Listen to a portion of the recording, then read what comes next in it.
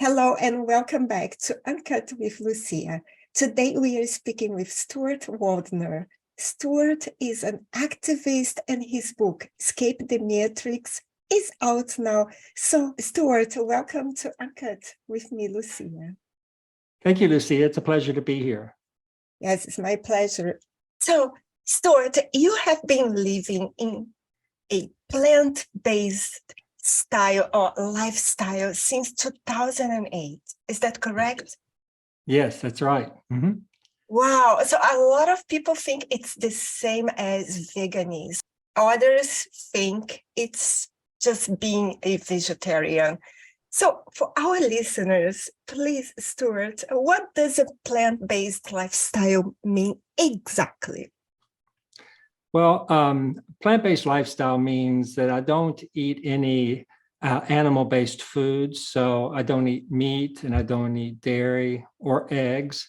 I call it a plant-based lifestyle. Then you also have people who are vegan and they are ethical vegans. And so they will also refrain from leather and silk and other products that are made through animal exploitation. So my book talks more about a plant-based lifestyle and the food components as opposed to the ethical concerns, although I do talk about the ethical concerns in animal-based foods, but I don't get into the other ethical concerns about, wearing leather and fur and things like that.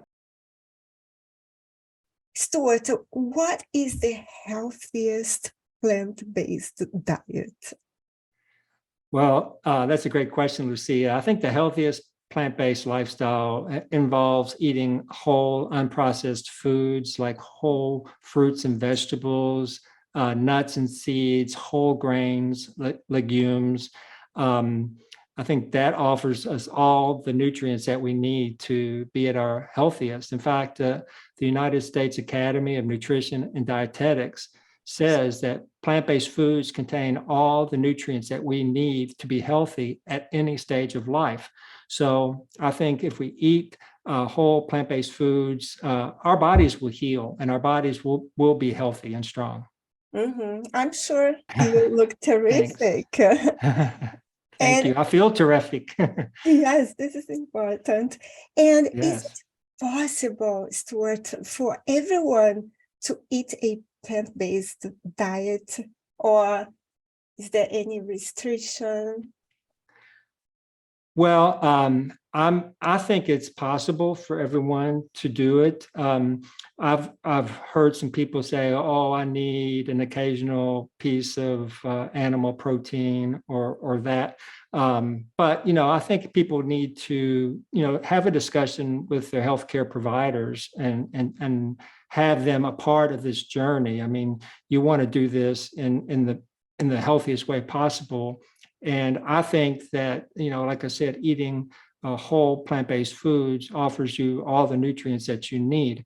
Now, you may not want to make the transition, cold turkey. You might not want to stop eating animal-based foods overnight if you've been eating them your whole life, like I was until I was, 23.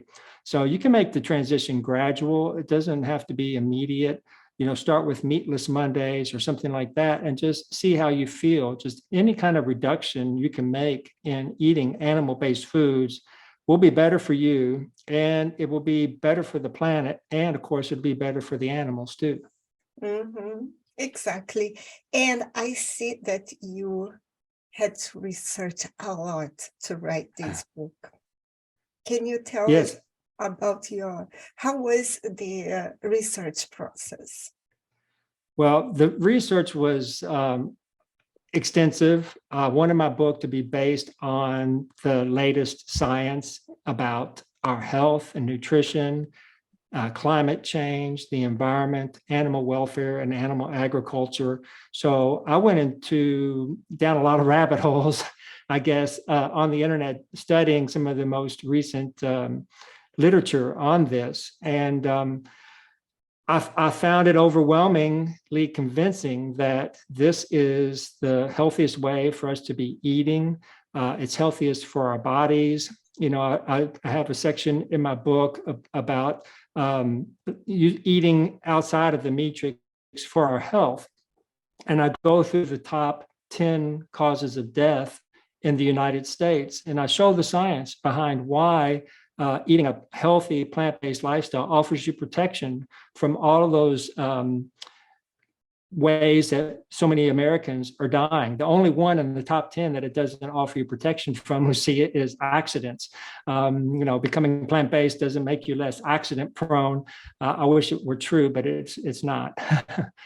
And then the environmental aspect, I did a lot of research on that, and I was surprised over and over and over again just by all the science that's out there about the environmental impact, the climate change impact, and then how many animals we were killing every year for food that the science says we really don't need and would be better off without. So I was left kind of scratching my head after doing this research, thinking, why is it we have this mountain of evidence that says we don't need it? Why do we still do it? And that's where I came up with the concept of, we're living in the matrix. We've been taught to do this. And so I'm kind of using the world in the Matrix movies as a metaphor for our world. So in the Matrix movies, artificial intelligence had taken over the planet and was using humans as an energy source. And I say, our world is like that because humans have taken over this planet and we're using farmed animals as our energy source. And that's why I call it the matrix. And, I just, after doing all the research, I was really confused as to why we do this when it's, it leads to poorer health and shorter outcomes of life. It degrades the environment. It fuels climate change. It contributes greatly to animal suffering. And that's when I realized, we were born into it, and this was normalized to us from a very early age. We were taught that it was natural, necessary, and nutritious. And most of us, sadly, just bought that and continue to live our lives that way. So I'm just trying to help people see that there's a choice. I was taught to do this, but I followed the science and made a decision not to eat animal-based foods. And so I want to let people know that there is a choice, and sadly, the red pill, gratefully, the red pill will prevent a lot of suffering, needless suffering on our planet for humans and animals and the environment. But sadly, choosing the blue pill is tantamount to just maintaining the status quo. And we see what's happening on our planet. We're seeing worse and worse climate events due to climate change. We're seeing emerging infectious diseases. We're seeing environmental degradation, biodiversity loss, mass extinction rates, and our declining health. These are all things that is what we're seeing in the world. And so choosing the blue pill over the red pill just means we're going to get more of the same. So I'm just trying to let people know that we have a choice, and it's time for all of us to escape the matrix and choose the red pill. Stuart, your book is powerful. Thank you, Lucia. Thank you for writing this book, for all this research. And you mentioned that you don't consider yourself an activist or author. What has been the most challenging aspect of creating this book? Well, I wasn't prepared because I'm not a writer, I wasn't prepared for the hours and hours it would take to not only write the book, but then edit the book. I've learned that writing is rewriting and rewriting and rewriting. And it was a lengthy process, but at the end of the day, I'm really pleased with the final product, with the book. I had a tremendous amount of help along the way from wonderful editors. My partner Lee helped me so much with editing the book, making it something that I think is very readable. That was really important to me, and also science-based. And then I had other excellent editors too. So I don't know. I'm a first-time author. I don't know if I have any other books that I'll be writing. At this point, I'm just trying to promote this book and help it reach as wide of an audience as I can. That's why I appreciate being on shows like yours today, Lucia. Thank you. It's my pleasure to have you here. Actually, you are the proof that plant-based diet works. You are full of energy. You don't, as we were talking before. And it's not only about health, it's about also the environment and the animals, but we are the first one who benefit from this diet. Yes, definitely. And, I appreciate you saying that. And there are millions of plant-based eaters, around the planet who are experiencing similar results. And the studies in my book show that, plant-based eaters fare better than almost any other category of people who are eating any other kind of diet. So there's the Nurses Health Study 1 and 2. There's the Seventh-day Adventist studies. These are studies of large populations, 50, 60, 70,000 people that they followed for decades. And across the board, they show time and time again that a plant-based person has the best, healthiest outcomes. They have the lowest cancer rates, lower rates of cardiovascular disease, lower rates of obesity, lower rates of hypertension. I mean, it's pretty powerful, these studies and the science. So yes, and I also want to bring up that we live in a time where diets such as carnivore diet are very trendy, as well as keto.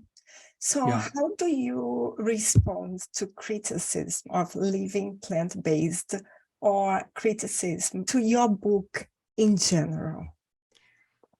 Well, actually, it's a good question. And I don't know yet because I haven't had any poor reviews of my book. They've all actually been 5 stars so far. And I've just felt, so much love and appreciation from people who have read my book. Editors who were working with me before my book was published said that the information in the book changed their lives and they gave up eating meat.